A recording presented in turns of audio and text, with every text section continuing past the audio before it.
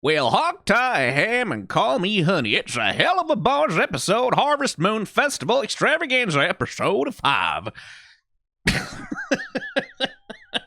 Sorry, I won't do that again. I will do that again. Helluva Boss, yeah, episode 5. Cowboy episode, I guess. So it seems from the thumbnail anyway. Because of there's a man riding a horse. Well, a nightmare. I'm sure it's going to be a nightmare or a hell horse or something along those lines. There's a man riding a horse. They have a gold tooth, which I guess probably wouldn't have any connection to Val in Has-Been Hotel. That would be weird. Wearing a scarf, doing the sort of cowboy, the suit jacket sort of thing. They got a hat on. There's some vaguely Red Rocks, Wild West, like sort of classic Wild West background nonsense in the layers back there. Blitz seems to be wearing a cow print vest for some reason with suspenders. Moxxie seems to not like Cowboy very much for whatever reason, and Millie doesn't seem to know why Moxxie doesn't like Cowboy, and Blitz seems to like Cowboy quite a lot and be quite charmed by him, which may be because of he has hypnosis eyes, or maybe those are just like normal demon eyes. Who can say? Oh, horse, right. So this is where Blitz's fascination with horses is going to come back. Is it like this is when they're going to like are they ever going to explain that in this episode, or is it just going to be a running gag? Well, I guess there's a way to find out.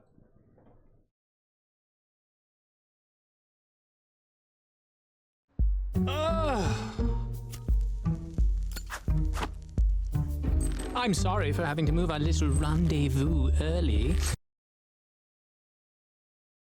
Oh, well, okay. How would a ball gag even work on you? You have a beak that goes all... Like, you don't have lips. It wouldn't even shut you up. Well, I mean, I guess it's just for the fun and the feeling of it. I have an engagement this month on the full moon. When this happens, it's not really something I fuss about, but do you really need the book for this farm bullshit? I have like 15 new clients waiting for heads to roll. As shocking as it may seem, Blitzy, my grimoire is actually incredibly important, and it isn't supposed to be lent out to itty-bitty ints like yourself. Oh. The Harvest Moon is a very special occasion. It's been my annual duty to showcase it in the Ring of Wrath. Good little gag with the feather. With the feather out the mouth. Are there subtitles yet? No, there are not. They're still auto-generated. Like yourself. Oh. The Harvest Moon is a very special occasion. It's been my annual duty to showcase it in the Ring of Wrath. It's celebrated by a very charming little festival with the locals. Wrath, huh? My employees are from there. I've never really been. I hear it's full of inbred chuckle fucks. Oh, why don't you all join me at the festival? I can guarantee you all special access. Look, I told you, we're not bodyguards, okay? That was a one-time thing we did badly. I'm simply offering a work-free day of fun. I feel quite safe at the Harvest Festival. It's the same every year. Well, if you promise this isn't some fuckfest invite, it does sound like it could be a blast and a half. Plus, it's not like we can do jack shit without your book anyway. Oh, I'm sorry your clients will have to wait. Oh, fuck my clients. Okay. As ever, I like Stolas' animation very much. I like the joy he seems to take in his own physicality. Not really something I fuss about, but which kind of makes me want to go back and watch episode 2 again and pay attention to how his relationship with his body changes when he is with Blitz or flirting with Blitz relative to when he's dealing with what was her name? The daughter, the emo bird, whatever her name was. Like relative to how he relates to his body when he's dealing with her, and how he relates to his body, especially when he's dealing with his wife. Because that sort of depends. It depends on how much the animators have put into that. Whether they are bringing that into the characterization of the character, like that changes very explicitly, or if it's like just a subtle change of when he's with Blitz, he's more like horny in his animation. I'd be curious about that. You know what? Fuck it. bonus. I just because he's with her immediately. So he starts with his wife, in fact.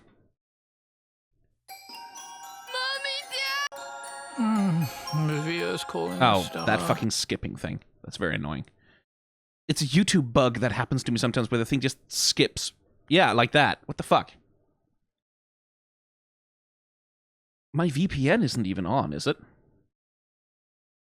Oh, my VPN is on. Hang on. That can sometimes make things a little fuzzy. Maria's calling us, Stella. Oh, that's a good detail. She's hogging the blanket. You get up. Thea, what troubles you, my owlet? Daddy! Daddy! I had a dream. A really bad dream. A nightmare. I was looking all over the palace, and I couldn't find you anywhere. You weren't there. There, Ooh, Thea, it's okay. really laggy. What the hell?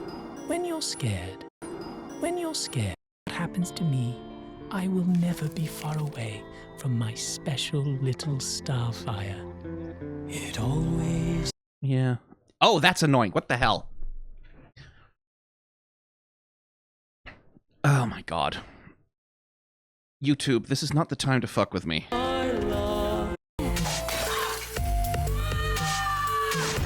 want to fuck this one too? No, of course not. You are a goddamn embarrassment. I'm not spending another moment looking at your pathetic, imp-sucking face! Fuck me!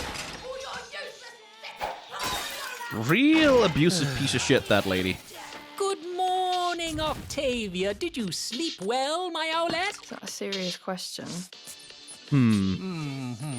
What's that you're listening to? This song is called My World is Burning Down Around Me. It's by Fuck You, Dad. It's a band. Oh, how charming. So are you two done screaming for the day? You know what I haven't done in a long day? Yeah, I'm not seeing a huge explicit difference. Except, of course, that Stolas is visibly displaying fear of his wife's rage. Which, you know, yeah. Real abusive situation, that. Moon is a... When this happens, it's not really something I fuss about, but do you really need the book for this farm bullshit? I have like 15 new clients waiting for heads to roll. As shocking as it may seem, Blitzy. Like, that little touch there, right? Shocking. Like, as shocking as it may seem, Blitzy. Like, that little flourish with the hand, he looks at his own fingers, his own nails, and then he turns around, like, and plays with the, whatever the hell, cigar joint, whatever that is. See, my grimoire Right, and like these little, my grimoire, these little swirl, you can't see it, but I just mimicked his head swirl, like, is actually incredibly important, and it isn't supposed to be lent out to itty-bitty ints like yourself. Oh. The harvest moon is a very special int like yourself. Oh. oh, I thought I saw, oh, he liked that little slap. The harvest moon is a very special occasion. Right, there's little things about the way that he carries himself. Like the way that shoulder sort of flips over forward a little coquettishly. It's been my annual duty. Right, like this sort of, the theatricality of the way that he's posing and posturing, which is sort of very... It could be very much that he's feeling himself, that he's happy, he's content, he's comfortable in this moment, sort of being himself. It could also be a performative. It sort of depends on what his relationship with Blitz really is. Like when they're fucking, is that because this is where Stolas finally feels like happy and validated in himself and his sexuality? As like this is an escape for him from all of the everything else? That seems to be at least part of it. Or is it a thing of like, Stolas sort of enjoys messing and playing with Blitz, in part as a sort of self-deconstruction sort of thing of like, this is a a way to obliterate all the parts of himself that he doesn't like, right? To sort of forget. I don't know. To showcase it in the Ring of Wrath. It's celebrated by a very charming little... Right, like that again, that little turn of the torso towards Blitz. festival with the locals. Wrath, huh? My employees are from there. I've never really been. I hear it's full of inbred chuckle fucks. Oh, why don't you all join me at the festival? I can guarantee you all... That's such a good little touch also. Like the little head over, but then the way that when he pulls the blanket up. There, that little wiggle. So that actually kind of reminds me of. So there's an animator at Disney who was one of the real famous, like the old men of Disney, right? Who was called Milt Kahl, and he has a thing that you'll spot if you watch the old Milt Kahl movies, like Jungle Book, for example, or Sword in the Stone, Aristocats. Like he animated on a fuck ton of movies, and he had a move that he liked to do. The Rescuers Down Under is great. Like Milt Kahl, like the Rescuers, not Down Under, but the original Rescuers. It's not my favorite Disney movie, but Milt Kahl does some fantastic fucking character animation on the villains there.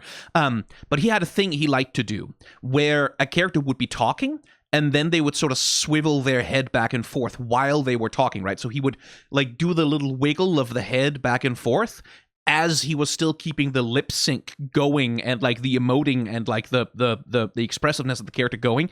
And that's for 2D animation, 2D traditional hand-drawn on fucking pen and paper animation, that is such a fucking flex. In fact, let me find that. Like, yeah, we're apparently we're watching all kinds of things that aren't just Helluva Boss today, so let's do that.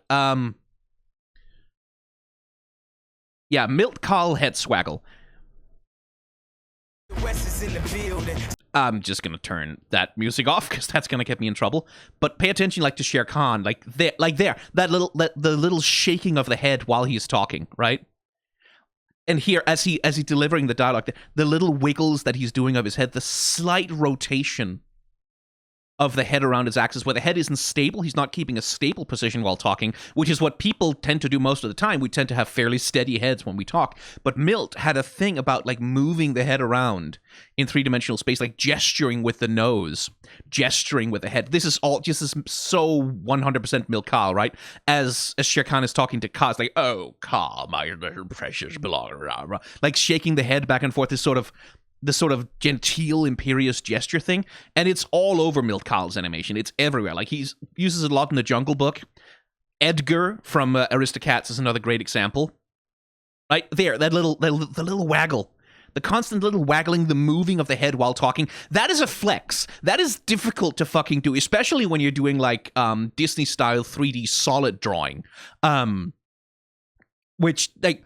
And it's such a Milt Kahl move. Anyway, what reminded me of that was the way that Stolas wiggles his shoulders when he's coming up talking here. Wrath, huh? My employees are from there. I've never really been. I hear it's full of inbred chuckle fucks. Oh, why don't you all join me at the festival? I can guarantee you all... Like there, like that little, like wiggling the shoulders back and forth, pleased with himself, happy. It's not quite the same level of animation flex as it would be doing that with his head while he's talking. If I ever see a Milt Kahl head swaggle in one of these, I will fucking... I'll cream myself a little bit. But it's the same kind of gesture. It's the same kind of, like, moving emotion and expression out of the face and into the body, right? Like, that Stolas has just had a wonderful idea. Oh, this will be so fun. And then he, like, wiggled, like, what's cool about it is it sort of reminds me a little bit also of the way that birds, right? Like birds will do that little thing where they fluff their feathers, but like they shake their shoulders in order to preen their feathers or do whatever the hell it is that birds do. It reminds me a little bit of a gesture sort of like that. Inbred chuckle fucks. Oh, why don't you all join me at the festival? I can guarantee you all... Right, that's such a good little gesture. Like, really nice. I quite like it. One thing I don't like so much, I do wish they'd put a white outline on the point of Stolas' beak when he's talking, because otherwise the beak keeps getting lost in the mouth, and it just looks like he has like a cut into his upper jaw that he kind of doesn't need. Oh, special access.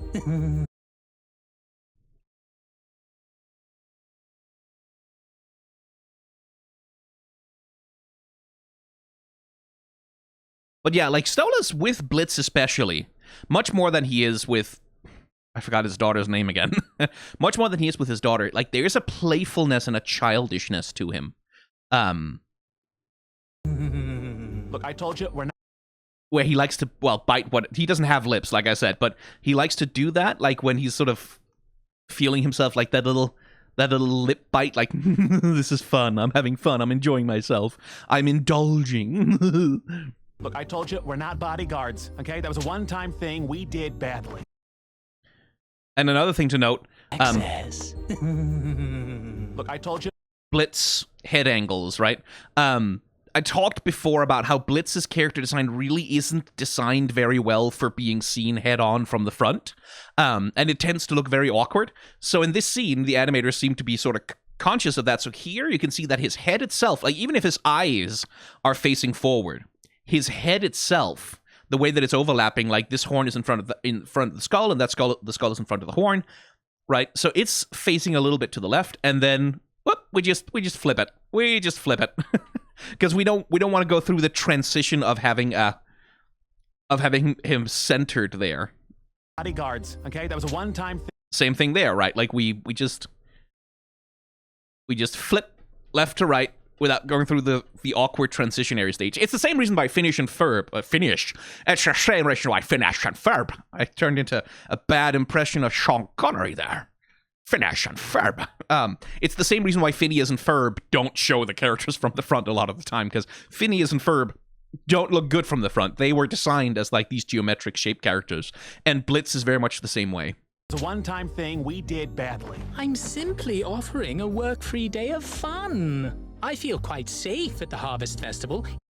I also like the little thing about him, like... Simply offering a work-free day of fun. Fun! Emphasize that with a tilt of the head. And then when he says safe... Feel quite safe. Like, cozying up inside his little blanket, as though having Blitz there is like, it's a comforting thought to him, kind of. Again, I'm not sure how much to interpret his body. Like, to what extent is he in love with Blitz? Once again, don't answer me that. Don't tell me. I should say this. I record a few of these episodes like well ahead of when they go live on the channel, because people in the comments have some trouble not posting spoilers, right? So I try to stay a little bit ahead of folks, just to sort of, but also please don't post spoilers. Like, again, you are more than welcome to post like foreshadowing, like oblique sort of hints at, oh, this thing you're talking about, yeah, well, maybe that'll come back, hint hint. Like things that are oblique, that are not explicit, that's fine.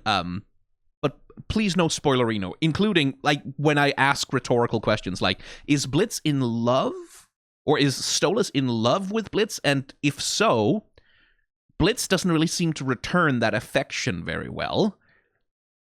And like, Blitz, it seems like Blitz is sort of Stolas' comfort blanket, right now, that these trysts, these illicit affairs are sort of where Stolas takes a lot of his emotional comfort as well as his physical comfort, and he very much likes having Blitz around as something that brings him like a kind of peace, which is where like Blitz, on the other hand, seems to only be around Stolas because he needs the damn book, right? And that sets up an imbalanced relationship where at some point what Stolas asks of Blitz in return for the book might either become too much and he stops, like he has to say no, or if Blitz ever finds another way to go to the human world, well, you know, what then, Duke of Hell, right? What will happen to Stolas if this relationship, like this thing that's comforting him, breaks? Does he have 14 other imps with whom he's having affairs? Didn't sound like it, or if he does, his wife doesn't know about it. And what happens when he no longer has that outlet, when he no longer has that comfort? Like, what happens when or if there's a break in their relationship? What happens if Stolas at some point decides that he wants Blitz to reciprocate more deeply than he actually does or is willing to do? Those are thorny questions, which, again, I wonder to what extent the show is going to actually engage with those things.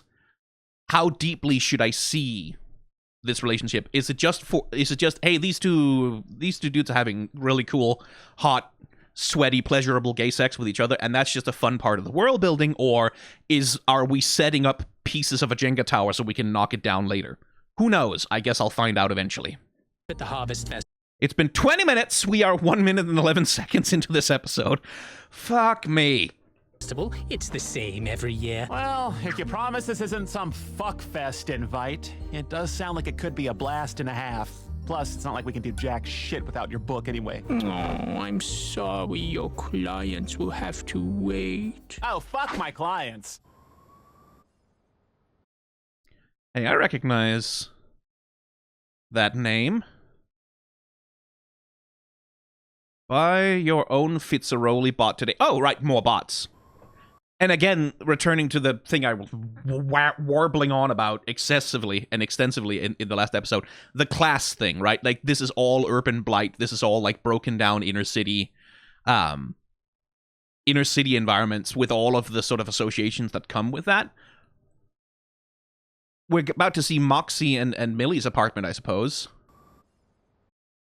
But they seem to have that's a nice bed, for sure. And oh, I like that. Millie has so many fucking knives on her side.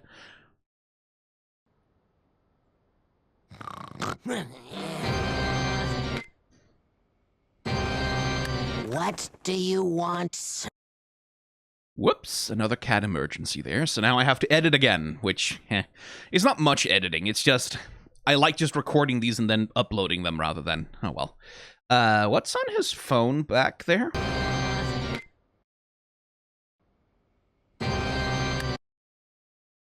Do we get to see I don't cry, I sing, I see.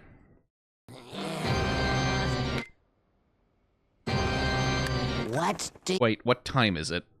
Sorry, I just... That is 3, 4, 5. It's 5 in the morning. Or in the evening, I don't know when they work. What do you want, sir? Hey, hope I didn't wake you, Mox. How would you and Mills want to visit the Wrath Ring for some harvest bullshit this year? The Harvest Moon Festival? Yee fucking haw! Well, Millie likes the idea. Wait, where are you calling from? Mm-hmm. Of course. Is that Millie's parents? Mama! Daddy! Yeehaw! How's my deadly little pumpkin spice doing? I'm good, Pa. Thanks for letting us stay here for the Harvest Jamboree. It's no trouble. We know you aren't making as much anymore since y'all went freelance. Freelance pays fine, Ma. We're doing fine. It's fine. Anyway. It's not fine. Cat, baby boy, hi, sweetie. No, you can't be on the... Ah, fuck's sake. You can't be on the desk when Daddy's recording, because you'll step on my keyboard and you'll end the recording, and that's very inconvenient because sometimes I don't notice that you're ending the recording for me, and then I record for like 20 minutes without any sound actually getting caught on the thing. You little shithead. You little bastard. You little moron. I hate you so much. I love you. If you can't tell, I've got him in my arms right now, and I'm cuddling him in a way that he finds both very annoying and very pleasant. So he's purring, but he's also struggling. Yes. Hi, baby boy. Oh, are you settling in now? Is it not so bad? Is it not so bad? Oh, you want to sniff the microphone? Okay. Sorry, cats. One cat in particular, you jackass. You scumbag. You monster.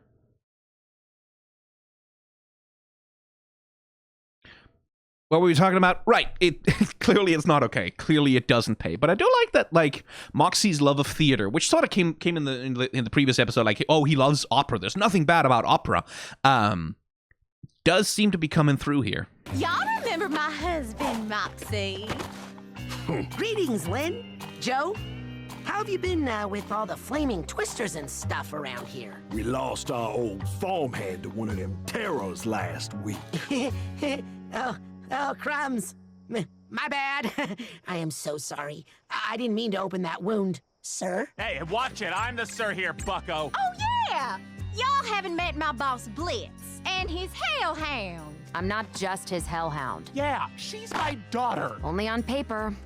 Y'all don't deserve to know my name. It's a pleasure to finally meet the sperm and egg factory that popped out this little gem of an assassin. You two raised a sturdy bitch. That we did. So, Blitz is it? That's a fine name. It reminds me of war. Nothing like a little war to make a strong man. I like you. Well, no, actually, nothing like a little war to break millions of people into 100,000 pieces that can never be put back together properly. But, you know. You people. You know, more battles were won by technological advances in warfare. Oh, boy. Poor boy. That's not gonna work. That's not a good idea. That's not what anyone was talking about. I've researched the history of weaponry extensively, and it's inspiring how, for example, the progression of guns utilizing angelic technology has changed the landscape of Hell's combative... I mean... Oh, Moxxie. Like, there's some autism coding there with him. Like, his he seems to have, like, fascination with rules, procedure, like, things going a certain way because that's how they're supposed to go. And he seems to have a special interest in guns and weapons, which is cute. War fun. Guns get the job done. But a man ain't nothing if he can't tear the head off a hellish beast with only his bare hands. He's right, Moxxie. You got cute little baby hands like your baby did. Refrain, sir. Speaking of strong hands, y'all should meet our newest... Again, the little background gags Speaking of... are good. Whoop. I mean, that don't do that to people. Don't touch their genitals without their permission. But also, that's funny. Strong hands, y'all should meet our newest help. Hey, Striker! Striker. Ah, that's the cow. That's why Moxxie doesn't like him.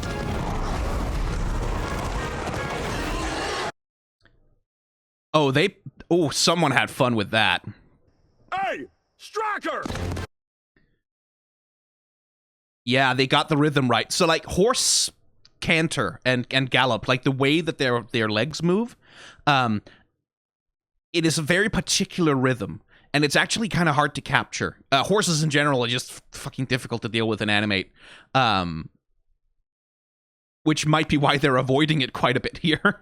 But they got the rhythm of that right. Meow! Yeah, what's up? I know. Don't look at me like that. You couldn't leave your sister's food alone, so now you're in here with me.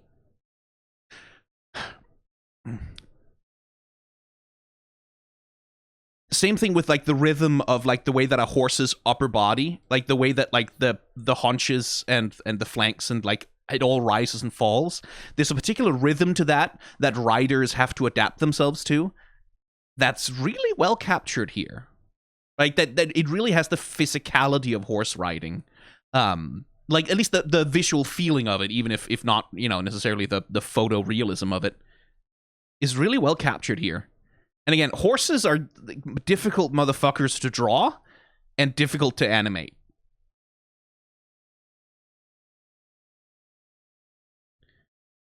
And, like, a foreshortened shot like this of a horse coming into frame and, like, kicking out around like that's they've definitely done some work to, like, segment this thing into manageable pieces that can be animated, but, like, ooh, that's good. And again, the effects animation on this show is generally pretty fucking top notch when it wants to be.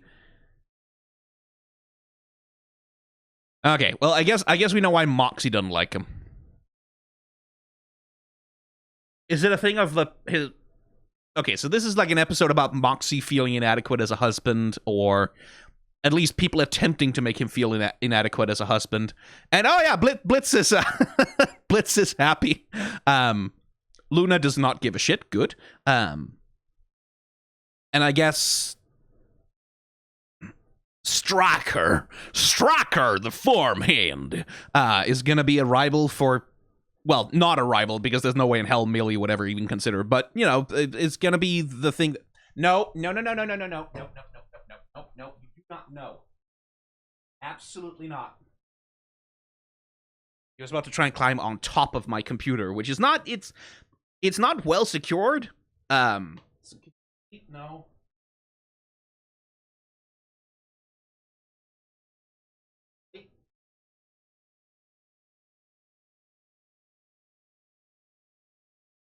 Light of my life. Ugh. Fucking hell, you're heavy. Big boy. Precious lad. There we go. Okay. Ugh. No. Oh my god. Okay. Ow, ow, ow, ow. You know you can't actually sit on the headrest on my chair, right? You're not sitting on it now. You've got your hind... Ow! You've got your hind legs on my shoulder. Okay, well, you're purring. Okay, fine. I guess I'll just... Oh my god. You have no idea how I'm bent over right now for this goddamn cat. Oh my god.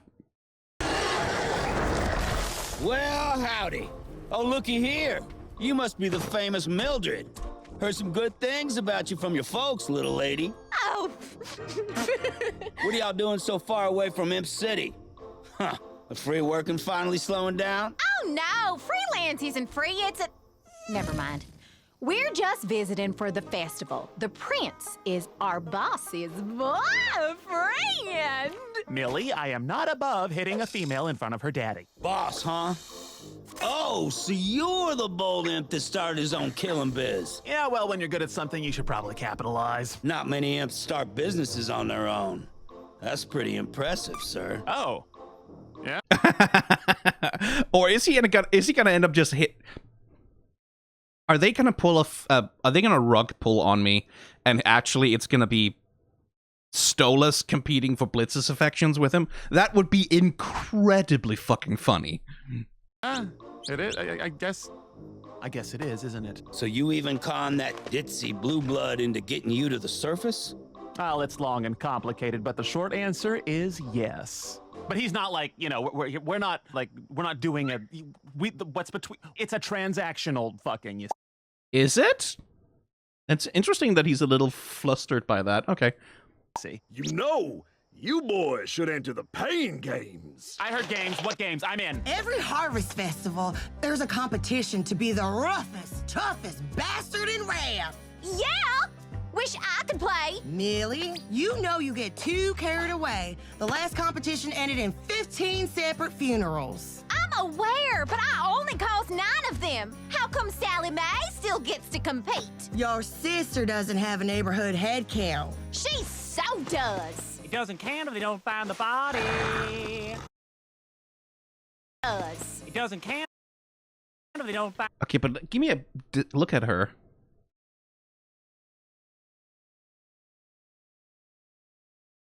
Okay. The body. Still, you get to root for her and your brothers, and now you can cheer on your boss. You know, she can No. Oh, God. Moxxie, please. also cheer for me. Wait, you? Yeah, I could compete, can't I? Sorry, boy, but I don't think sensitive thespian types would last very long in the games. I was born here too. I have some fight in me. Huh. Well then, little fella, why don't you help me wrangle one of them hogs for dinner? Simple. Watch me. Nah. Oh, no. Oh, dear. With these, bullets can't pierce the shell. You gotta get the knife underneath and pry yourself an opening. Oh, right. I knew that. Now, just remember, your rep with the in-laws is on the line here, so no pressure at all. You totally will not make an ass of yourself in front of everyone important in your life. Go get him, Tiger. Okay, that's just stating the joke. Come on. That's a little too obvious. Oh. Mox, you don't need to do this. Oh, he totally does. Kick its ass, Moxxie! Yeah! Okay. I'm just looking at the...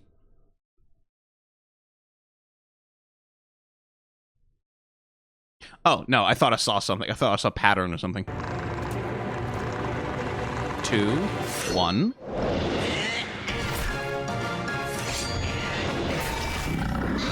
Oh, missed. Yeah, Moxxie, ride it, Moxxie! Thinking that bitch you won't call back in the morning! This is fucking beautiful. Doing great, Moxxie! Send me that video later.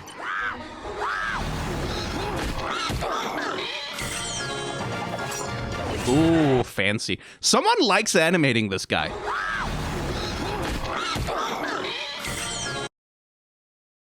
Let me just get a look at that. Ooh, nice smearing. Nice the little flip. Yeah. Oh, that's clever. Because that doesn't quite make anatomical sense, does it? How the palm goes from facing that way. Oh, hang on. That's the wrong hotkey. From facing that way to facing this way. That doesn't quite make sense, but it does make sense. No, give you a little. God damn you. Okay, he ran across the desk, but he didn't step on anything. And like, that's a very Studio Trigger kind of transition there. Of like holding it, the very Gurren Lagann, holding the knife up high, and as he comes in, we get this extreme close up on him and then the knife. That's a very Studio Trigger kind of way. Ooh, that little snarl on his lip when he gets the kill. That little pleasure snarl. Very good. Anyway. Fuck yeah, Moxxie! Ride it, Moxxie! Thinking that bitch you won't call back in the morning! Won't call! I love smears. I love animation smears.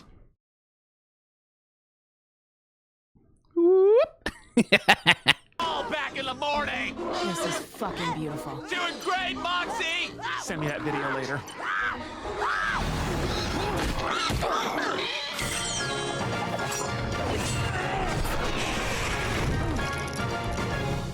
Ow! My clavicle! My clavicle, oh baby. Don't worry, little one. You never stood a chance. Rattlesnake. Hey, boss man.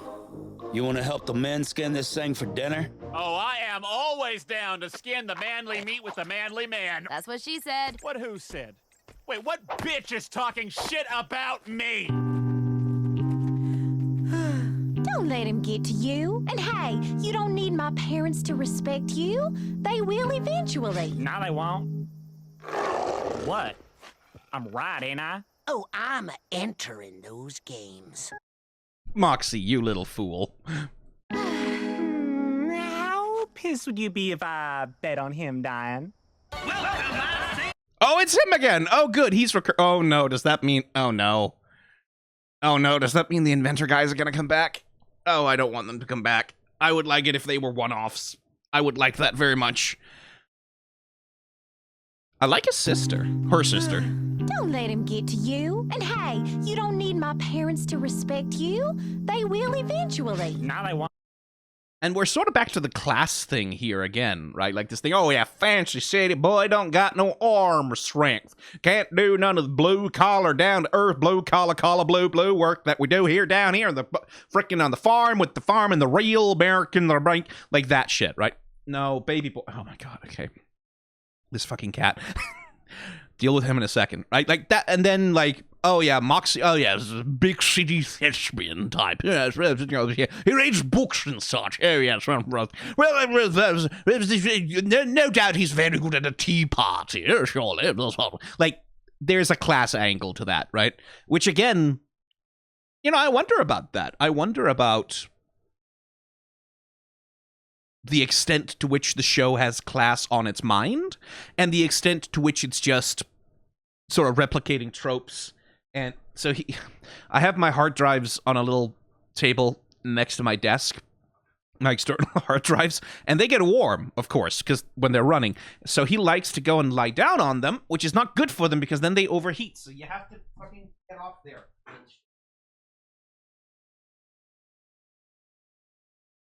I know. I know it's a heating pad. I know it's a heating pad for you. But it's not a heating pad. It's a hard drive, which is thermally sensitive.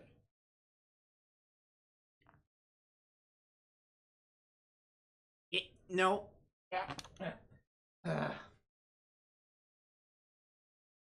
Okay. Cat wrangled. What the hell was I saying? Right, I like a sister. Her sister. I'm entering those games. How pissed would you be if I bet on him dying? Oh, he's back. Oh, no. Welcome all to Rivalry's annual Harvest Moon Festival. To kick things off, we have the great Prince Stolas here to usher in this here pain game. How kind, Blackfoot.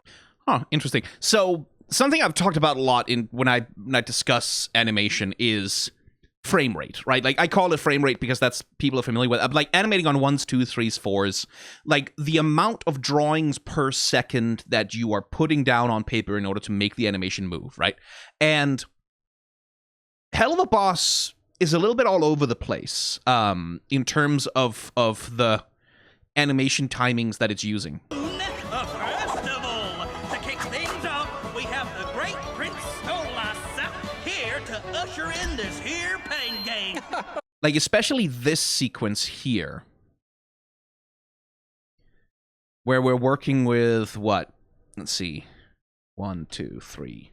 1, 2, 1, 2, 3, 1, 2, 3, 4, 1, 2, 1, 2, 3, 1, 2, 3, 1, 2, 3, 1, 2, 3, 1, 2, 3, 1, 2, 3, 1, 2, 3, 4. Like, on 3s and 4s, with some occasionally slightly smaller intervals.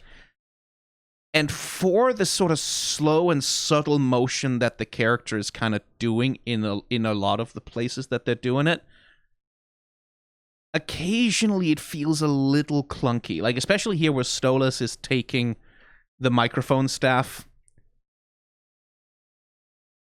and lift, like, that gap right there is a really wide gap that I feel like needed at least one in between. And like here also, 1, 2, 3, 4, 5, 6 frames before we actually get a motion from him. And like the question of like how many frames do you allocate to particular movements and how many drawings do the animators do for each thing, that's a production thing where I don't know exactly how the production at Spindlehorse is set up. Usually you'll have a key animator who will do the big poses, the most important. Like, this is on a Disney production, right? On a Disney production, you'll have a key animator who does the big poses of the character, like who animates certain so might go down and granularly animate certain movements completely if they really need to, but whose job is mostly to lay out the broad strokes of a character's motion, right? Like the big key poses that the character is doing. And then you have in-betweeners whose job is, in collaboration with the key animator and the animation director, to fill in the in-between frames between that, right? And here this feels a bit like, and I don't know if that's the case, but like what it feels like a little bit is that what we're getting here is like the keyframes, but no one did in-betweening between them for that particular little motion there. And that's all about, like, how much time do you have in the production relative to when does this thing have to be out, relative to how much money do you have available. Like, what exactly determines that? And it's also a matter for the animation director and, like, the director of the episode to sort of determine where, on a particular given episode, with the amount of money, with the amount of resources we have, where do we put all of our effort in order to make the episode look reasonably consistent and look good in the places that it matters, right? So, something like Stryker riding in on a horse, right? That's a complicated fucking sequence. That's going to take a ton of work and a bunch of time. So we're going to sink a bunch of resources into that one. But Stola's like picking up the microphone from the presenter guy here, this little thing, probably lower priority. So we'll move some resources away from that. Like, if that's finished in a lower, like at a lower frame rate, as it were, that's probably fine, right? Like, those are considerations that people make on like the animation production level. And those are choices that you can criticize, right? And one criticism I do have of Helluva Boss here and there is that its highs are really high. Like, when its animation goes off, like with the Fizzbot, for example, which was a fucking showcase and a half, like, holy shit. It really fucking goes off. But then there are times when, like, clearly it doesn't really have the time or budget or inclination to go off. And then it sometimes feels a little clunky here and there. And that is completely normal for independent animation, especially, right? Like, it's normal for animation in general. Anime is like this all the time. But I would class it as a criticism that within each episode there is sometimes some inconsistency in the level of quality that feels a little jarring to me. Whereas if a whole episode was consistently at the same level of quality throughout, even if that average was lower, I don't think I'd feel it as jarring as I did looking at this. To kick things off, we have the great Prince Stolas. Like this sequence especially feels kind of jagged. And yeah, that's a small criticism. Like that's not a big deal. It's not the show is bad or the production staff are bad or like whatever. It's just I find that a little too jarring, the disconnect in level of quality between different sequences in the show. Is what I was trying to get at, I guess. Nice hat, Stolas. How kind, Blackfoot. Greetings, tiny Wrathring imps. I hereby welcome you all to another year of celebrating the spoils of your labor that continue to... Okay, there's definitely a class angle here. Also, like, Stolas' motion... No, I've talked enough about that, but Stolas' movement here relative to how he moved when he was with Blitz in the bed feels different. Feed the citizens of hell. I'm happy to kick off the start of these games that will challenge the toughest imps to show their skill and dominance. Good luck to you all. Especially that sexy little one there. Yoo-hoo, Blitzy. Ah, fuck me. Oh, he will.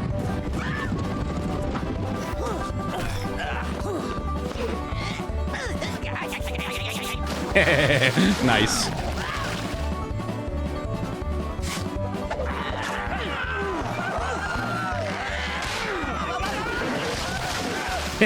Sharks. Say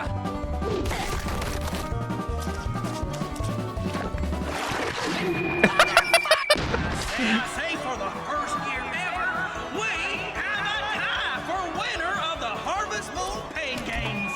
Wow, okay, so that... Oh no, Stolas, don't do that. That's a bad idea, Stolas. Prince Boy. Real bad idea, but... They montaged their way. I was sitting here thinking like, okay, so like the big sort of animation showcase thing here, like the thing they're really gonna dig into and like enjoy is like doing these harvest games, like these ridiculous harvest games, and that's gonna be when like Blitz and Stryker have like banter back and forth, and that's when Moxxie's gonna like try and interject to try and do things, and he'll fall on his face comedically. They just kind of fucking montaged their way through that in like 10 seconds. Right? Like, it started at, like, 45. Yeah, like, 30 seconds. Like, a minute. Like, that's... Yeah, 30 seconds. That's just what they montaged their way through. I thought that was going to be a bigger deal. Okay. These are Stryker and my darling Blitzy. Okay, the reason I said Stolas, that's a bad idea, is because I thought he was about to say the winner is Blitz, just because it's his favorite. My name right, fucking dick.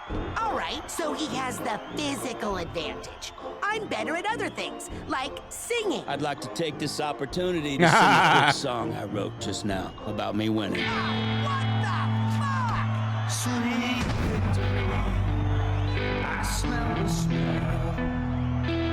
From up and stick in heaven to the rugged rocks of hell. Sweet victory. With everything I do, with every talent, I'm so much more talented than you. Isn't this guy great? False. It's gonna be nice working with him. Working. What? Yeah, I asked him if he wants to join IMP. You asked? But... Mox, I think you've had enough for now. Let's head back to the house and get you clean. Moxie, go fuck yourself. Did you hear something? It was just the wind. I could not hear a single fucking word that man was singing. I don't know if that was the point, like that we're not really focusing on what he's saying, what his lyrics are.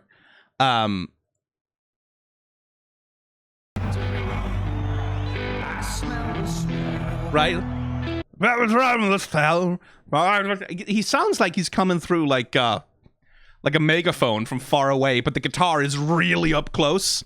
Because it's plugged in, I guess. Which I guess they were trying to replicate the soundstage of this man playing an electric guitar while singing without a microphone, but I could not hear a single fucking word of that song, and I couldn't really make out much of a melody either. Up and stick in heaven to the rugged rocks of hell, sweet victory. Nice little homage to yelling cowboy there. Sweet victory. With everything I do, with every talent, I'm so much more talented than you. But as far as like listening very carefully, it just seems to be like victory, victory. I'm better at everything. You suck at everything. Kind of just seems to be the whole point of it. So it's not like we're missing out on much. Isn't this guy great? Which also makes me think that like the song isn't really played to be heard. It's played to be background noise. Nice working with him. There's something, it was just the I will also say the animation, go fuck yourself. Did you hear something? because like the actual song itself, like what he's playing on the guitar is very arpeggiated rather than strummed. Boom, down, down, down, down, down. It was just Right, but here he's doing like the sort of like big strumming motion back and forth, but all he's actually doing in the music is going down, down, which is like a little movement with like a single picking. So it's like, it doesn't quite match the animation, I think, to the music he's actually playing. Which again, probably doesn't matter. Oh wait, that fucking rules. That's a reverse volcano. Oh, that's cool. Oh, that is some cool fucking landscape right there. Shit, that rules. Oh, I like that a lot. Blitz, what is it with you and horses?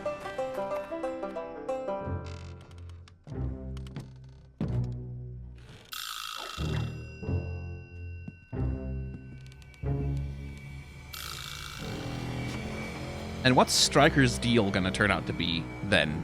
Well, that's troubling.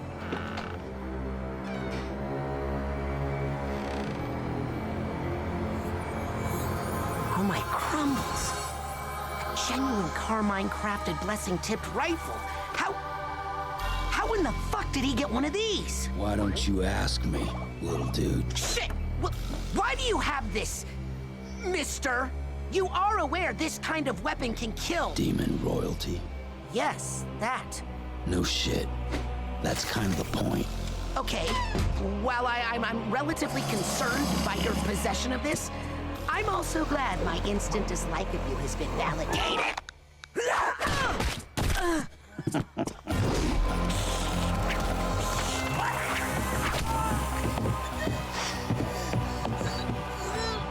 That's a little hornier than it needed to be.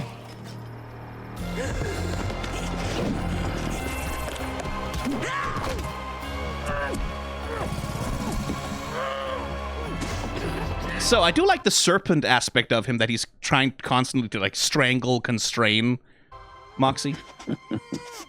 Pathetic.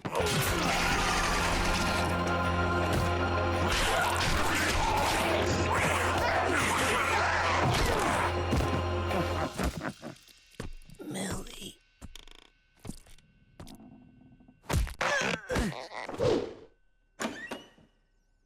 Okay, he wants to kill Stolas. Then, oh Jesus! I'd kill y'all, but I feel like there's more leverage with your rodeo clown of a boss if I don't.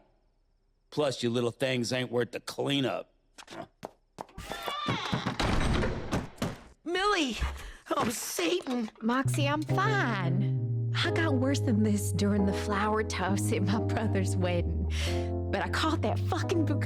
But okay, so that's where they put a bunch of the, cause like that whole sequence, that fight between Moxxie and Stryker, like some of the camera movements they did here. Let's just have a look at that again, cause yeah, so they're using 3D here, which is a sensible, like if you want to do a camera move like that, I wouldn't want to hand animate that either. If I don't have to, so, but really well composited, like some very nice shaders that keep like the style of the show, so we can do a zoom like that. And then the lighting effects, again, like the FX team here, really fucking on point. Genuine Carmine crafted blessing tipped rifle. Also, Carmine crafted. Oh, hey, we know her.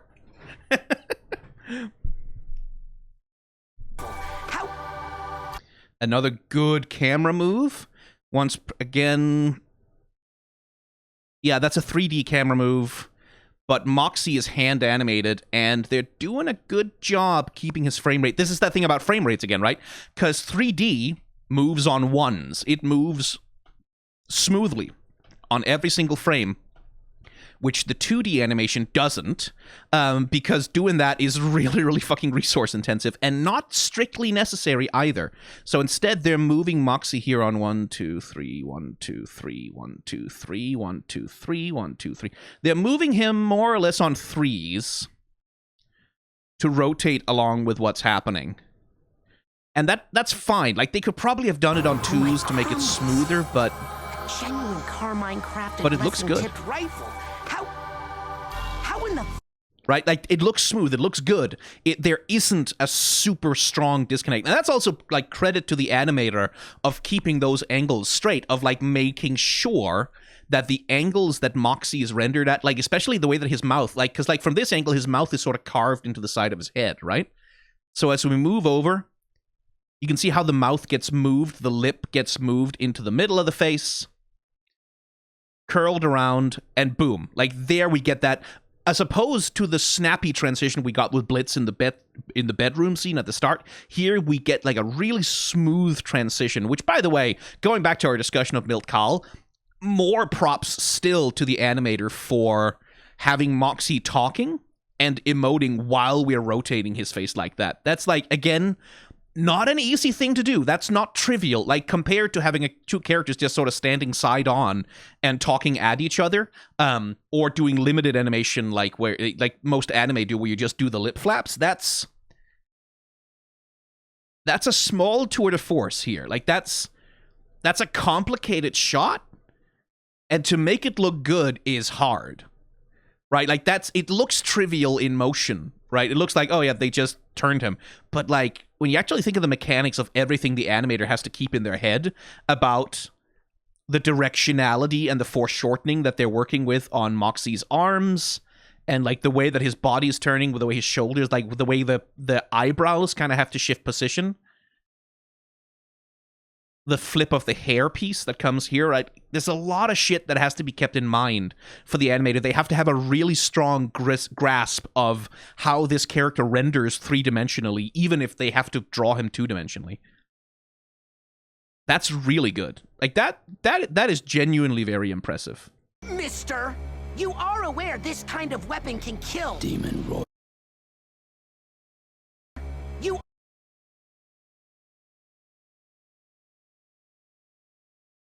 I like the use of Moxxie's eyes here, too. Right? You are aware, looks at the weapon, this kind of weapon can kill. Kind of weapon can kill. Demon. And then over to Stryker. Yes, that. Sorry for that notification noise. That's an email, I think. No shit. That's kind of the point. Okay. Kind of the point. Like, this is fully, like, especially with the pink lighting and all, this is fully a Mrs. Robinson, you're trying to seduce me kind of shot. Okay. While I'm relatively concerned by your possession of this, I'm also glad my instant dislike of you has been validated.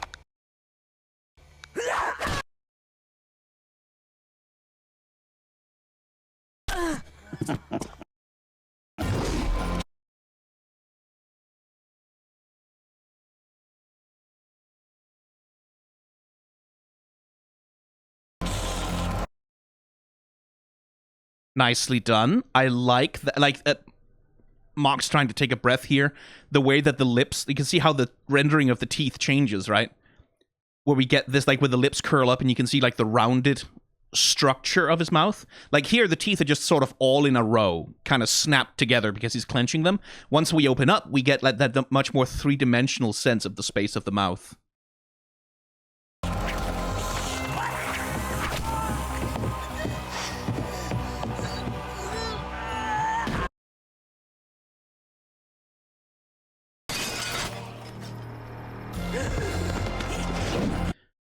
note also the handheld camera.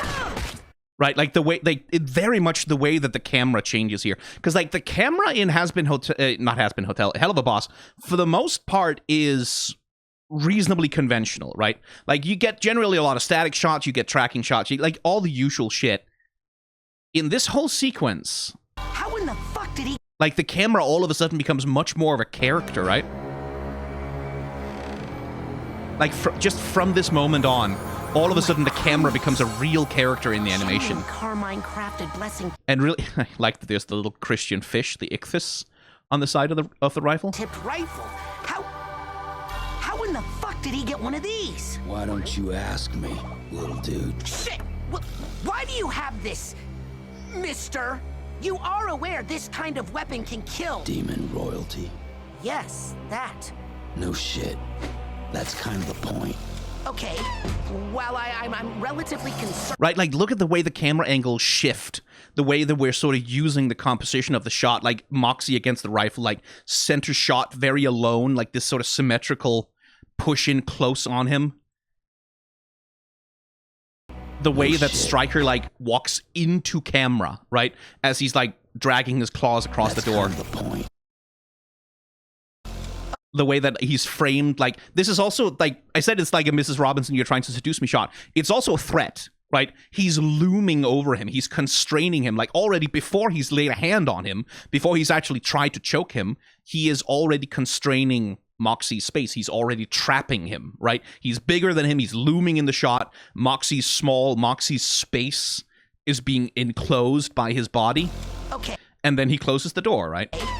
Well, and then we get, like, this shot where you can see Stryker reflected in his eyes, like, from above with, like, lots of, like, blurring and fading. That, again, really close, this very uncomfortable angle looking down at Mox. Which is, like, that's not a steady angle. That's not a comfortable angle. That's a... And then, like, him walking into frame, becoming bigger and bigger and bigger, and shadowing out everything else and becoming more and more threatening as he comes closer. Like, you can see how he gets darker and darker as he moves closer. And the way that the camera is, like, tracking... I'm also glad my instinct... As he's imposing his physical space over him. Again, that thing about constraining space. Stryker is eating, like, a full half of the screen for himself. Mox is trapped between, like, this bedpost and Stryker, and has basically no room to maneuver whatsoever. It's claustrophobic. It's very, like... You can feel the threat that's happening here. Like, even though Stryker hasn't made any kind of an aggressive move yet... You see this, and you just know, like, you know what's about to happen. It's not a surprise when Stryker attacks. We know that that's what's about to happen. And we know that because everything else, the visual language of the show, is working overtime to tell us that. Dislike of you has been validated. Right, and here now, as the fight scene kicks off, the way that the camera suddenly becomes an actor. Dislike of you has been validated. Right? Tracking shot, handheld motion with, like, the shaking. And then, like, once Stryker starts the choking, we get the shake. Right?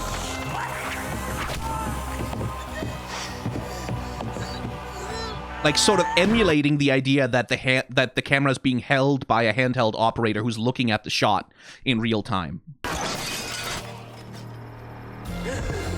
Right? And look, by contrast, as we cut to Moxxie outside...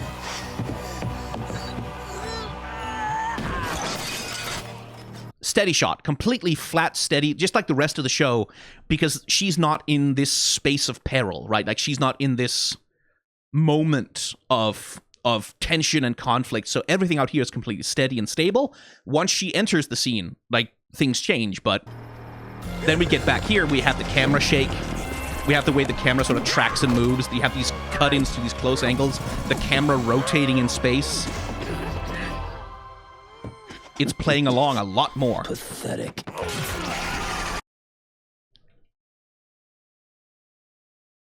And this fucking shot. Like the stab, reaction, and then...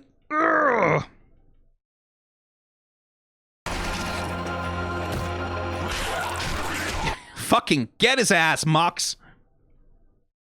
Millie and Moxxie. Fucking hell.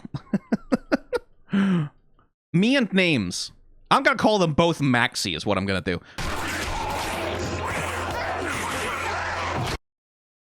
again, you notice how much the camera is playing a part in this. Pathetic. In this little scene between the two of them, right? Like pushing in, zooming in, moving, tracking what the two of them are doing.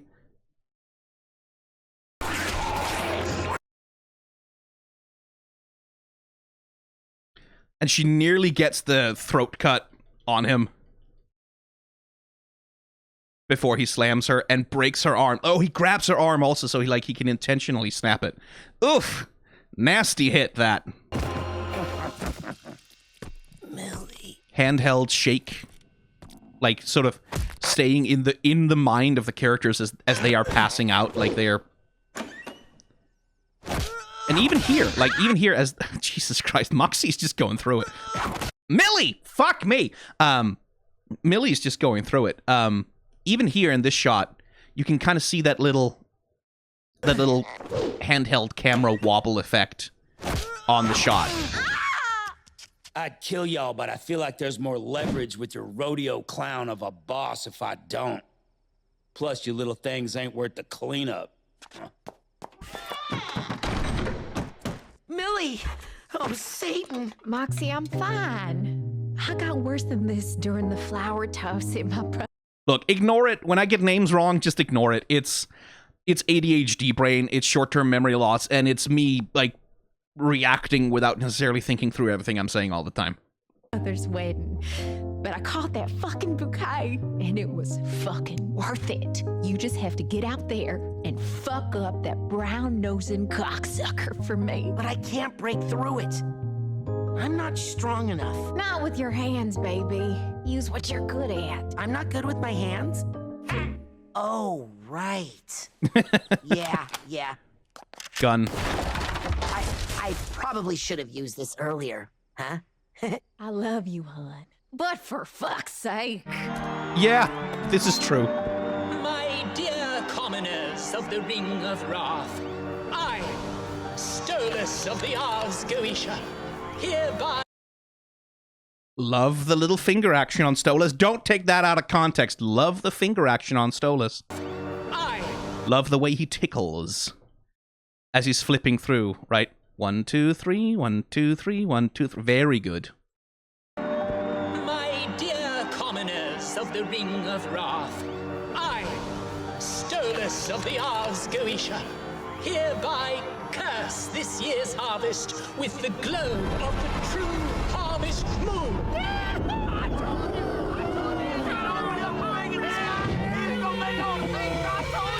So why does he want to kill Stolas? Just for the heck of it? Or again, are we doing some kind of class thing here? Because there's certainly, like, as people have pointed out extensively, is like, a big part of the reason why Stolas' wife is so pissed at him is because he's fucking an imp, right? Which is, as people point out in comments, is more of a class thing than a homophobia thing.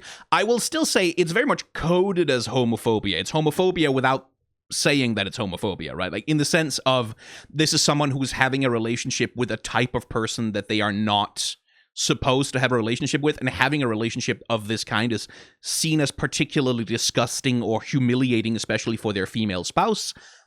You can call that what you want, but that is homophobia coded, even if it's not textually, that's what it is. So there's like a class thing going on here. And is that why Stryker wants him dead? Just because he likes killing demon royalty? Because, like, I am generally in favor of killing royalty. Like, well, at least deposing them, like, not having royalty. I'm in favor of not having royalty. I should be a little... for legal purposes, me saying that I'm in favor of killing royalty is a joke, and not something I actually mean. I'm in favor of not having royalty. Having royalty is a bad idea. But, you know, it's hell. Excuse me, the fuck? Let's. I thought you were still at the ceremony. You thought I wanted to stand around with a bunch of hillbillies excited about corn and shit with a thirsty owl on stage? Huh. And now you seem disappointed in me. Yeah, well, I'm not a fan of someone I offered a job to about to off my easiest lanky ticket to Earth behind my back. Let's, come on. You know the two of us are superior than most of our kind. And you were so above... Snakes, serpents, tentacles. Sucking on a disgusting, rich, pompous Goetia, only to sneak topside for scraps and work for bitter sinners who could care less who you are, when you could be slaying overlords. Why struggle to run a business that is rigged against you, when you could partner up with me and kill the unkillable? Starting with the one that treats you like a plaything. Ooh, that's kind of hot. We could be the most... Yeah, no, it is particularly horny. Like the way that this is animated. Dangerous beings in hell, Blitz. Wow, that was a good fucking pitch. Been workshopping it. You know what? Fuck it. I'm in. That was a good fucking pitch. Been workshopping it. You know what? Fuck it. I'm in. Little change to Blitz's eyes there. More than a little change to his eyes and his eyebrows. They both thicken around the outlines. Like, Blitz normally has a face that's reasonably cartoony, right? Large eyes, reasonably rounded eyebrows. Sort of like a little harmless, a little fun, a little comedic. Fuck it. I'm in. And then here, like, we get that little shift of, like, oh, now it's very, very sharp all of a sudden. Now it has these thick, lidded outlines. Now the eyebrows get really sharp and pointed. It's like, oh, like, he's doing a heel face turn. Aw. Or a face heel turn, I guess. Or he's just being himself. Took you long enough, Mox! Obviously, he didn't mean it, but you know. Wow, you should have seen your dipshit face. Whoa, whoa. Okay, cliche much. Oh, you daddy fucker!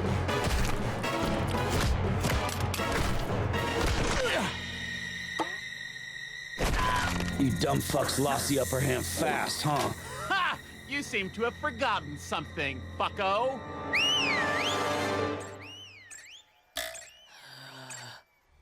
Fucking damn it, Luna. It's a damn shame, Luna. Blitz. We might actually have made a good team.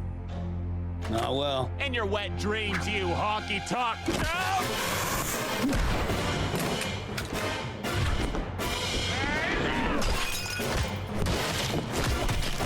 Blitz can roll.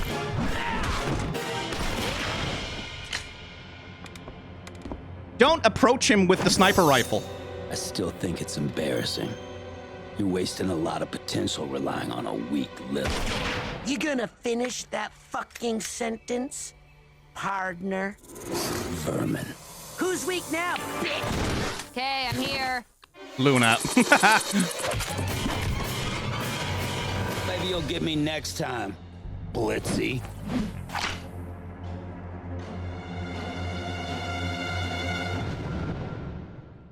I can't believe. Well, well, well.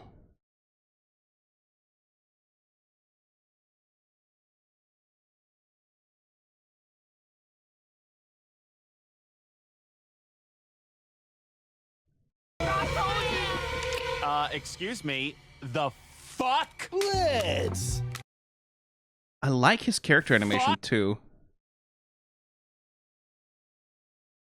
Right, because he's a snake, right? He's a serpent, so how does he turn around? He slithers, right?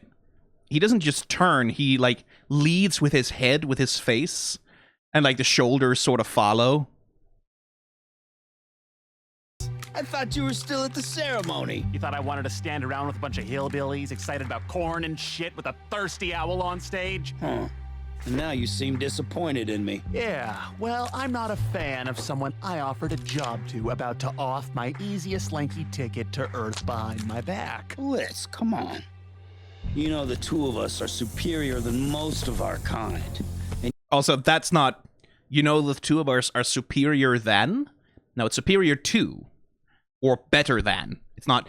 Anyway, that's me being nitpicky. That doesn't matter. you were so above sucking on a disgusting, rich, pompous Goetia, only to sneak topside for scraps and work for bitter sinners who could care less who you are. Which, again, is like this class thing, right? Clearly, this guy, Stryker, has some class resentment towards the higher classes, higher ranks of demons, whatever the fuck they are. they're not well articulated, though. Like, we don't really get a sense of, is this guy just working from personal resentment? That, like, I'm better than you, and I don't want to have to, like, suck up to you because I should be above you in the hierarchy, because he doesn't seem to articulate an argument against the hierarchy so much as an argument against his place in it. When you could be slaying overlords. Why struggle to run a business that is rigged against you? When you could partner up with me and kill. And again, I wonder the extent to which he's supposed to have hypnotic powers here. Now that we're getting we get that little flash of him moving across the screen, and then we enter this glowing pink space with the echoing voice thing. Why struggle to run a business that is rigged against you? When you could partner up with me and kill the unkillable. Very, very horny. Starting with the one that treats you like a plaything. And again, Stryker is trying to constrain Blitz's space. He's trying to constrain him, to control him, to put him in one place and keep him there, right? Because he's a snake. Ooh, that's kind of hot. We could be the most dangerous beings in hell, Blitz. Wow, that was a good fucking pitch. Been workshopping it. It's kind of hot. Very good dialogue animation here as well. Like the way Stryker keeps pushing in on him. Again, it's very horny. Blitz with a little sinking. Blitz. Wow. And like some really nice lip flaps and speech animation on Blitz responding here. It looks really good. These two are so about to fuck, right? Like, under different circumstances. Fucking bitch. Been workshopping it. You know what? Fuck it. I'm in. Right, that's a nice little, like, Blitz is acting, apparently, but that's a very good swap, right? Like, that's a very good swap towards sinister from his usual somewhat cartoony design aesthetic. Took you long enough, Mox! Wow, you should have seen your dipshit face. Whoa, whoa. Okay, cliche much. Oh, you daddy fucker! Ah!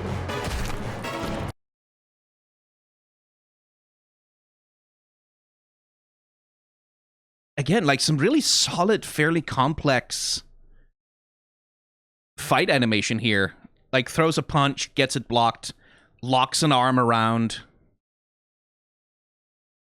uses that to pull him off balance, and then just hella smearing right here. Gets a shoulder tackle in.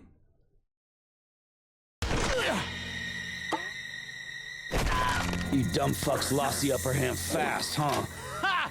You seem to have forgotten something, bucko.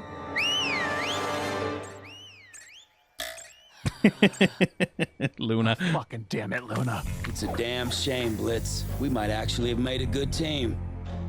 Oh, well. In your wet dreams, you honky tonk. No! In your wet dreams, you honky tonk.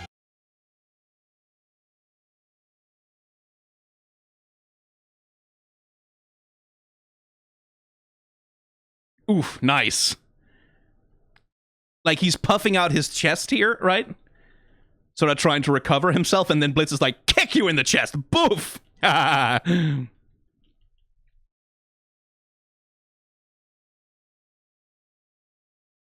Really should just have taken any of the 5 shots you had there, Mox.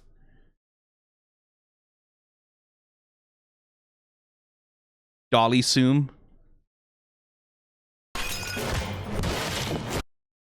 Yeah, Blitz can fucking roll, man. I'm sorry, I don't have that much commentary here. I'm just appreciating the animation. And again, the way that the camera is acting as a character in the storytelling here.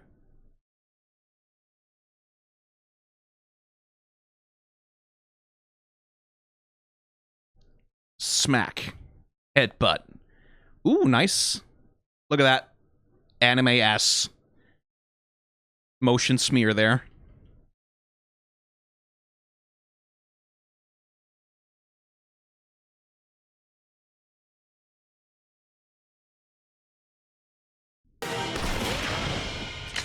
Don't approach him while holding... Like, keep range, man. I still think it's embarrassing. Again with the gold teeth. Like, it's really drawing attention to the gold teeth. Or the gold tooth, rather. Which, again, in Has Been Hotel, the gold tooth is used as a signifier of a connection to Valentino. And this guy, being as horny as he is... I guess that would be a bit of a crack theory, wouldn't it? Yeah. But certainly, I think the gold tooth means something in this context. It's embarrassing. You're wasting a lot of potential relying on a weak lip. You gonna finish that fucking sentence, partner? Vermin. Who's weak now, bitch? Okay, I'm here. Maybe you'll get me next time, Blitzy.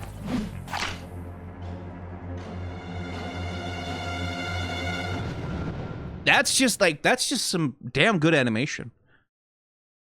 Like, you can tell they're working within limitations. You can tell that they're working within, this is web animation, we only have so much, like we only have, like, so much time and money and resources to sink into this. But, like, that was a series of, like, well-choreographed fights. Like, with some really nice camera work. That, like my compliments to whoever was, like, the camera director on that. Because, like, that was a very effective use of the camera to, like, frame the action and, like create the emotional context for what's happening. I can't believe you let him trap you, Millie. Haven't we taught you better? I was seeing red, Ma, and he was slippery. Excuses. You're better than that, Mildred. You know, she protected me. And maybe I'm not a strong, beefy dickhead. But Millie has the strength enough for both of us. You two are getting on her case about being hurt by a psychopath you hired? Shame on you. Oh, Moxxie, look at you, speeching like a big boy with his big pants. Wow, he nodded. He's never acknowledged your input before. So, is that progress?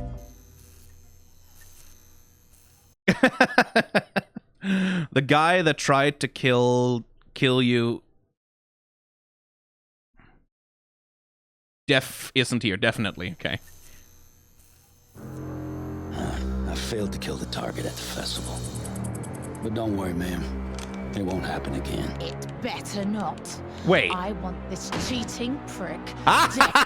Oh, I should have known, shouldn't I? Of course. Which also makes Dear Striker a fucking hypocrite, of course, because he's like he's so down on Blitz for playing submissive to Stolas for advantage, and look whose dick he's sucking. Yeah. I don't care who you have to go through. Make it happen. Understood. I'll get him next time. Won't happen again. It better not. I failed to kill the target at the festival. But don't worry, ma'am. It won't happen again. It better not. Again, very fucking horny. Like, someone likes animating this guy. I failed to kill the target at the festival. They like animating him a lot. I don't blame him. It won't happen again. It better not. I want this cheating prick dead. I don't care who you have to go through. Make it happen. It's also very, very funny that she's doing that at dinner. Like, that's not even a secret between them. It's like, yeah, no, she's trying to have me killed, sure. Must be a little rough on the kid, though. Like, I also note that she's using an imp as like a phone stand here, which... Understood. I'll get him next. Yeah, someone's so horny for this guy. And I say horny, like, not in the sense of, like, oh, they want to fuck him, but in the sense of, like, they enjoy this, right? Like, animating this character, whoever's doing this is clearly enjoying it. having a good time doing it, flexing their muscles a little bit. Because, like, this fucking thing he does here with the fucking gun. And again, the camera is playing very well with it. Like, that little spin there, and the way, like, you see the way we get the 3D motion of the camera, because, like, the lamp and the bed and the shit. Like, does that transition to 3D, or is that 3D from the beginning of the shot? I should check. It's 3D from the beginning of the shot, right. Like, the little rotation there as we, like, move, like, as he moves back into position in the bed. Again, the animator doing a really good job of managing the rotation of his hand. Like, as it holds onto the string of the lamp, like, without sliding out of position. Doing the little spinny thing there. As he, like, leans back. Self-satisfied. Like, ooh. That is, like, that's horny. I can see why this is most replayed. I guess because people are cursing at her. But... Understood. I'll get him next time. That's, like...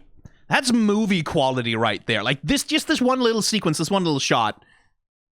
That is movie quality animation right there. Especially with the fucking gun. Do you have any idea how, like, guns and cars and, like, complex technical objects are a fucking nightmare to animate sometimes? Like, if you want them to rotate around any axis in a way that's believable, it can be hell on earth to manage that shit. Like, oftentimes it's like a lot of productions will just rotoscope 3D objects to make it happen. Like, for example, Disney did on 101 Dalmatians. I think I've mentioned this many times before.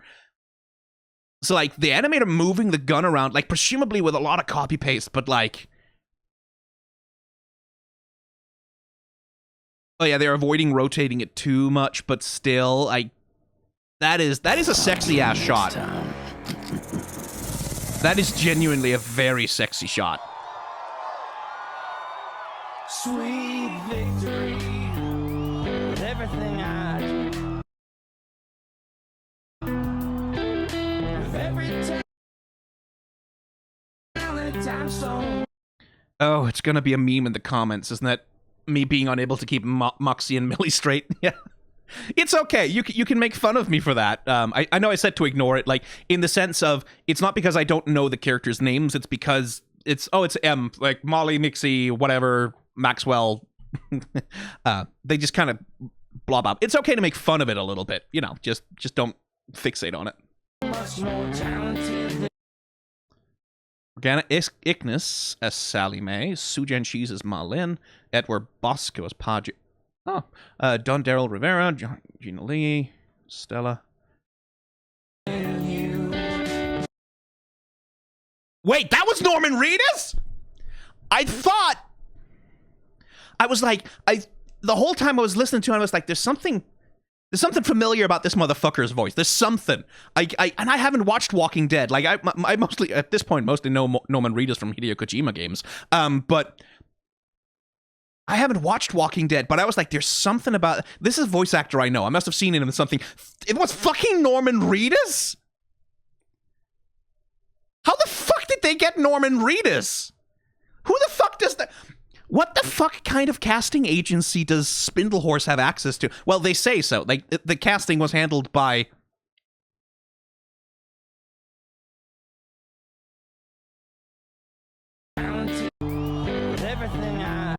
Horseless Cowboy. That's the casting and voice production. Horseless Cowboy has a fucking Rolodex, man. They have access to some fucking people, dude. What the fuck? Norman Reedus? How the fuck did they get Norman Reedus? Because, like, I understand being able to have access to, like, musical theater people, because they do a lot of work in voice acting. Reedus, like, at this point in like, even 2 years ago, he was still, like, he's still a pretty big name. Like, that must have been fucking expensive. Yes, like, never mind how they have access to, well, I guess it does have 41 million views, so I guess they have access to some funding, but how the fuck did they get Norman Reedus? And again, like, credit to the animators. They are doing really fucking good work. Like, so I guess that's why Stryker gets to be so well animated. It's because oh, this is our big guest star Norman Reedus. He deserves the A-list treatment. Okay, I mean that's fair enough.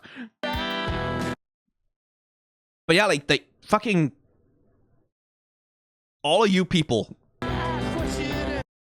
Like I wasn't much impressed with the previous episode, but this one like really had some fucking.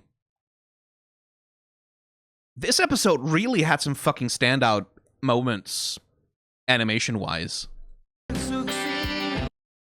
And credit to the in-betweeners as well. Like I said, like that's the thing about like keyframe animators and the in-between animators. Like in-betweening is hard fucking work, and it is every bit as important to the quality of an animation performance as the lead animator is. Like the lead animator sets the tone, like determines the direction that the character animation is taking, but like in-betweeners add a lot of nuance. Like it's often, at least it used to be. Again, I'm not as well. Like I've read a whole bunch of like history books and like sort of like about how animation used to be back when Disney was in its heyday. I'm not as well versed in how the sort of broad networks of like small independent animation studios are working these days, like what the production structure is there. But it used to be that like in between animation was like the stepping stone. This was the thing that you did to cut your bones and like prove your capacity before like eventually you'd have a chance to move up to like lead animator or like assistant lead animator on like a bigger project down the line after you sort of you'd sort of cut your teeth, after you'd paid your dues in the in-between animation mines. It's a little, I believe it's different nowadays, that in-betweening is not so much like the apprentice, like that's not so much of an apprentice position as it used to be. Because like on small animation productions especially, usually people have to wear lots of hats. Like usually lead animators also do in-betweens on small animation productions because you don't have enough money to have a huge staff of in-betweeners to like to work on any given episode. But like credit to them as well, because like a lot of like, again, those careful turns that were made in the 3D shots where like the characters were like being kept in line while they were rotating in 3D space. That'll probably also be down to like really good work being done by in-between animators, like handling that. Cleanup as well is so fucking important. Like I cannot begin to tell you. It's the thing about animation productions, right? Like I know a lot of people said, "Oh, you should look at the Astartes 40K kind of thing." Maybe I will someday. There are one-man animation productions out there. Sometimes people do that, especially with 3D software. That is a lot more possible than it used to be. Like there's 1.5 million independent 3D porn animators out there, right? Who like make a tidy living sort of just focusing on like animating small scenes between individual characters. But 2D animation like this is a different beast altogether. Like you can make very impressive 2D animation on your own. Like there are people out there who have some fucking amazing show reels, but on a scale like this, on a production scale like this, to do a whole show like this where you have backgrounds, where you have no animation of this kind, it simply isn't possible for one person to do on their own, right? And like again, I don't know Astartes, but I'm willing to bet you that like someone else helps a little bit out with Astartes, right? Like not in the sense of like the guy is not the only one working on it, but like someone might have mentored him, like someone else might have like giving him access to resources, or like even for people who are doing, my point there being, even for people who are doing like incredibly impressive one-man animation projects, mentorship, community, like making resources and knowledge available, sharing information, those things are also part of the communal nature of animation as like a craft, as a discipline. No one is a great animator alone. It simply isn't possible. Everyone depends so much on the expertise and like the knowledge and the technique that is developed communally across animation. Like that's actually one of the funny things about 3D porn animation is like after Overwatch blew up, became so popular, a 3D porn animation scene followed in its wake, right? Like there was a huge flowering, a huge outburst of just like a massive independent 3D porn animation scene sort of sprung up around Overwatch to serve a market that was really fucking hungry to see those characters fuck, right? And those animators, like even though they're just working on porn, right? Even though they're just working on characters fucking, they have created like really vibrant interesting and creatively vibrant communities that are making all kinds of like innovations in animation technique and in animation craft when it comes to 3D animation, both in like, it used to be Source Filmmaker, right? But they've eventually moved on. Like, they're using Maya, they're using Blender, they're using like much more advanced animation software nowadays to create a lot of the 3D porn that you see online.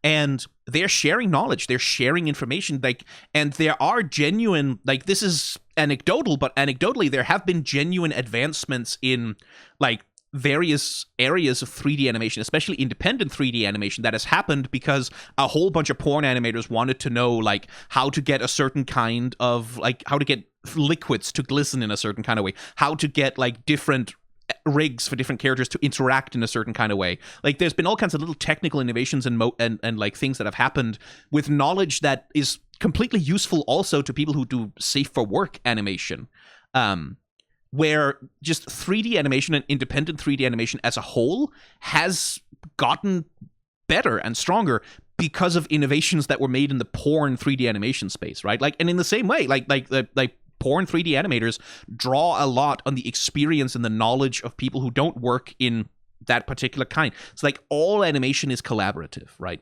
Because everyone needs to get their knowledge and their information about how to capture these performances, how to present these performances from somewhere else, right? Like, no one is an island alone. Like, even people who are doing incredibly impressive one-man projects, it's like, yeah, but someone else had to help at some point. Like, someone else has to help with knowledge, with consulting. Someone else has to like help with institutional knowledge, put a guide online, write an answer on an animation forum about how to make this specific thing happen, or how to compose this thing, or how to like. It is inherently, down to the marrow, down to the bones of what animation is. It is a collaborative discipline. Like, and I will stand on business on this one, that there just isn't a genius, independent, like singular mind animator who's like doing everything on their own. Like, no, everyone draws on information, knowledge, expertise, experience, from somewhere else, right? And again, like, I know a lot of people are very, very fond of Astartes. I do get a little annoyed when I see people lauding projects like that, not Astartes in specific, but like projects like that. Like, one person all alone did this thing completely by themselves. It's like, I get a little annoyed by that because like that's not really how the craft works. It is collaborative. Like, to the core, it is collaborative, and it needs to be. And that's one of the beautiful, beautiful, wonderful things about animation, is that it is so collaborative. It is so communal. Like, it is in its way, like, kind of communist, because like animation doesn't exist if people try to copyright everything that they learn, all of their knowledge, like try to hoard it, try and like enclose it, and like monetize access to it, then the modern disciplines of animation don't exist. Like, Disney animation as a whole doesn't exist if not for that free-spirited sharing of knowledge and expertise between people. That's kind of, Jesus, I should do a video essay about that, shouldn't I, at some point? Fucking hell. Sorry for like bursting off onto that one. By the end of this fucking reaction got real fucking long. I guess the point I was trying to circle back to is that this is fucking impressive. This is very good work being done by a lot of people. I know I wasn't super impressed with episode 4, but even that still, like, that's the thing that I want you all to keep in mind with all kinds of independent animation, is that any animation project is a fucking miracle, including like the one-man animation projects. They are miracles. That this many people for something big like this can work together to create like one singular product like that is miraculous. Like, the amount of coordination it takes to do that one person can do it, like, while consulting the collective knowledge of like animation, the animation profession as a whole, can put something together on their own. It is miraculous. And like, and that's why I love it so much. Like, that's why I have this fucking fixation. That's why I never shut the fuck up about it, is because I see animation and I just think that's a miracle. That's a miracle that shit exists. That's a miracle that someone made that happen somehow. Because it's hard. Every part of animation is hard. Even the parts that are easy are hard. I'm totally the best. Me, super cool, man, handsome guy. Why don't you go fuck yourself? Yeah. That was an impressive episode. Bye.